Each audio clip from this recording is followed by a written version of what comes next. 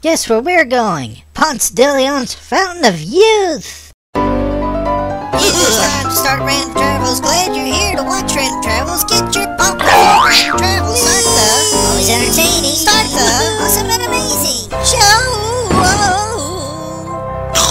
Huff, puff, we finally made it. Me and Esmeralda and Miss Taffy. We walked a couple miles all the way from town to get here. And now I'm needing a drink from that fountain because, woo, I'm feeling my age right now, which isn't really so old. I'm just out of shape. Don't be mad, Esmeralda. See, we made it. Behold the sign. We can go in and get tickets now. Look, there's the man himself waiting to greet us. Hi, Ponce. You really do look young for a man of your advanced years. Look, there's Ponce again with his pet buzzard, welcoming us to America's first colony. How about that? Thanks, Mr. D. And Buzzard. Hi, Taffy Waffy. What you looking at? Be quiet. I don't see anything. Are you blind or something? Oh, you're looking at the buzzards. This is it. We're actually going to see the real Fountain of Youth. Woohoo! Oh boy, just look at those stones in the floor. Yeah.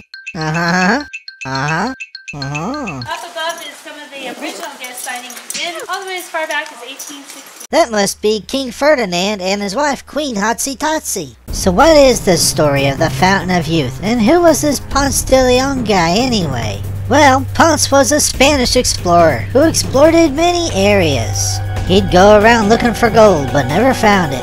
Then he caught wind of a rumor about a fountain that would give you eternal youth. So in March of 1513, his ships landed on Florida's east coast near present-day St. Augustine. And because it was around Easter time and there were flowers everywhere, the new land was called La Pascua, Florida, meaning Festival of Flowers. Uh-oh, Butcher Bob's drinking from the fountain. I guess he wants to make angry hot dogs forever. Now that I'm outside of the Fountain of Youth, you know what I'd like to see? You know what I hope I find? A Spanish cannon. I want to see a Spanish cannon. You think there's one around here, maybe? No, it's just possible that this might be one right here. Wouldn't that be something? And wouldn't that be something if it goes kaboom? Maybe later. Hello? Are there any monsters up that tree? Trees and dirt and leaves and grass, trees and dirt and leaves and grass, trees and dirt and leaves and grass, that's what's in the forest. Look at that! Ancient civilization uncovered! Now hold still, Mr. Lemur. Click. That'll be a good one. The Timucuan tribe used to live on these lands. More than likely they had rave parties with Sasquatches.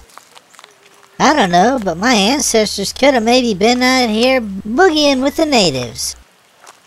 They used to dry fish and meat and other things without using a dehydrator. And this must be how they treat you if you are sick. They throw you on a conveyor belt and look in your mouth. Say, "Aw." Yikes, these guys killed crocodigators in their birthday suits.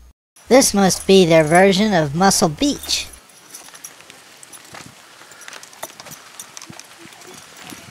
Hey, where's everybody going? Are you a parade? Hello in there. Is anybody home?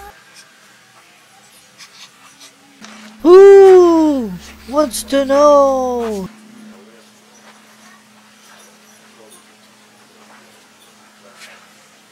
Oh look, it's dolphins. But what does it mean?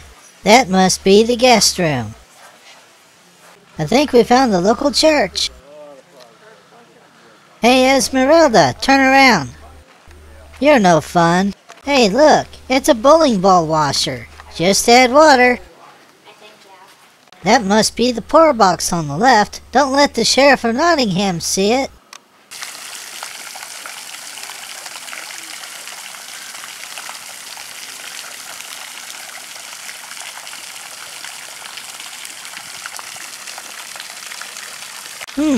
This owl totem from Pontoon Island sounds interesting. I wonder what it looks like.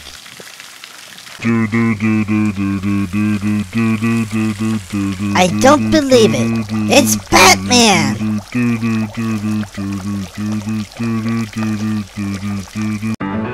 Wow, this place looks like a prehistoric playground. Is this where they sell hot dogs? This must be the boat garage.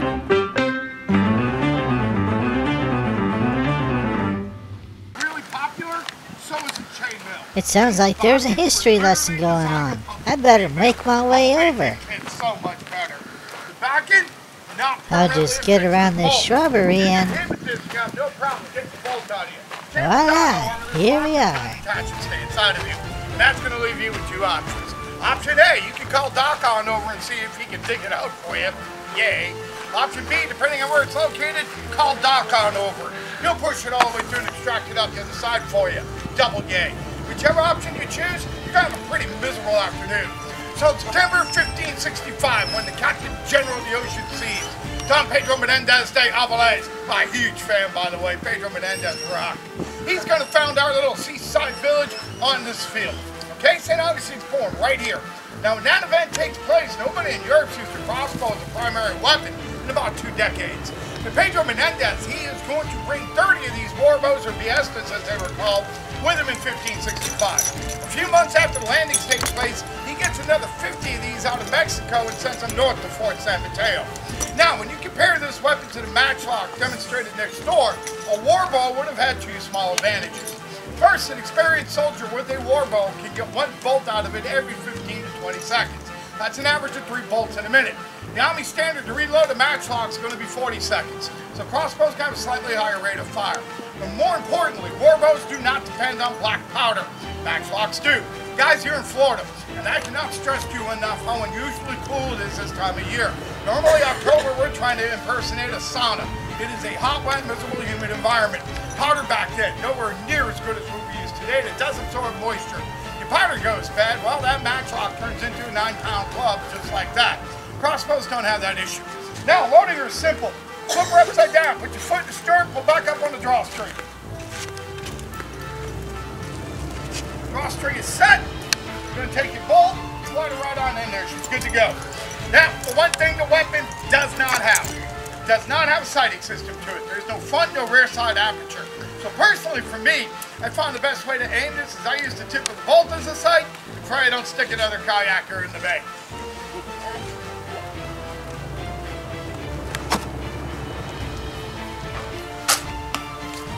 Nice and quiet, right?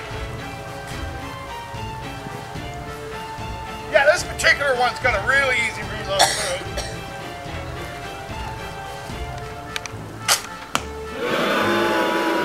That was horrible.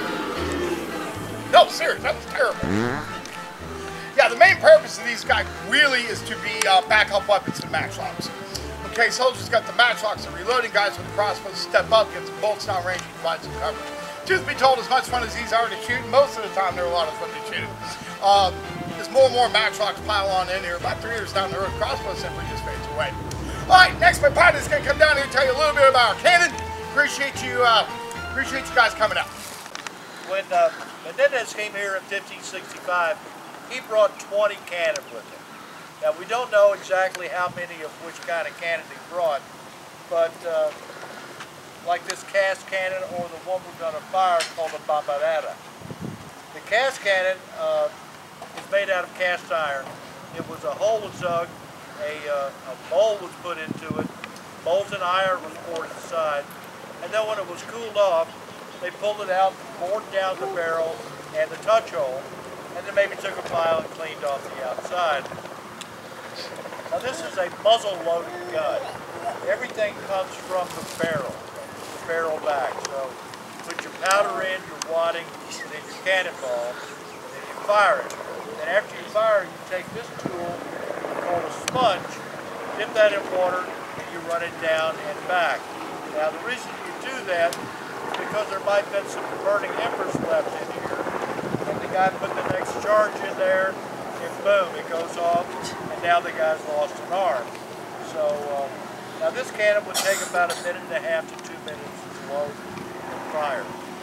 Now the bombardetta, it's the baby brother of a bombard. A bombard was a siege gun that would fire stone cannonballs about this size, knock down walls of castles and perimeters. It's called a bota fuego, which means walking fire.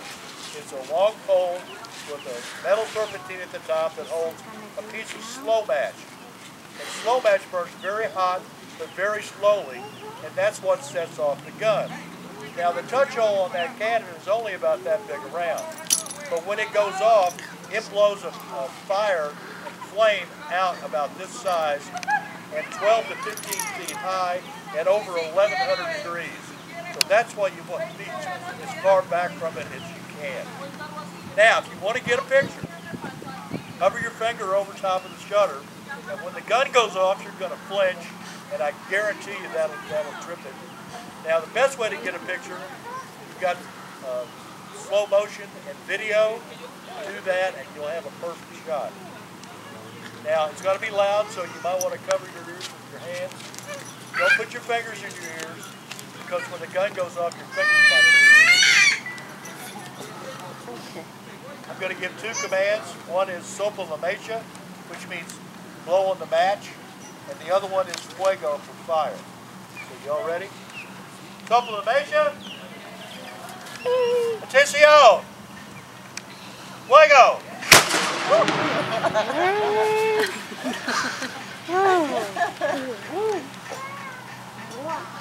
That's how much powder we fired. 2 ounces. White powder.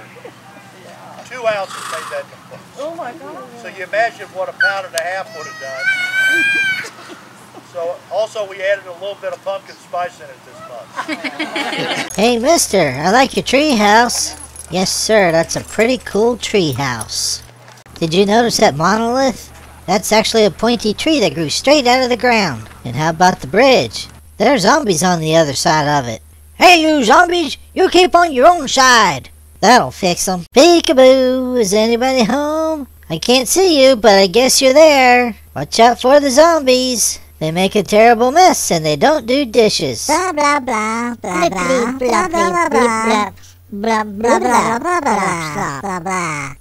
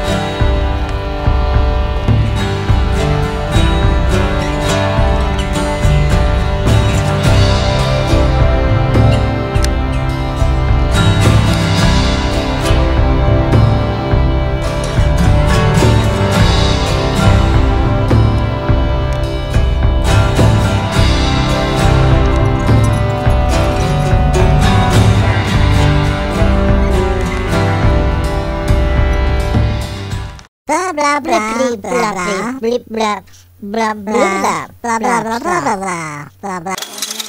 Behold, a common acre. Observe its majesty and glory, for it is common. Notice how it lays there and doesn't do anything. The peafowls sure do love their peanuts. Must be nice to get peanuts for free. Peanuts, get your peanuts here. Lucky dirty birds.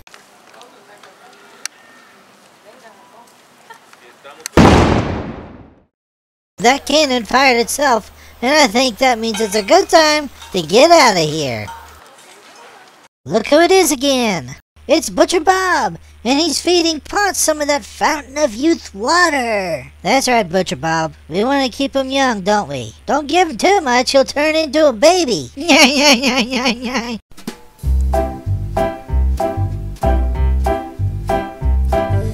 give a big thumbs up if you like the video.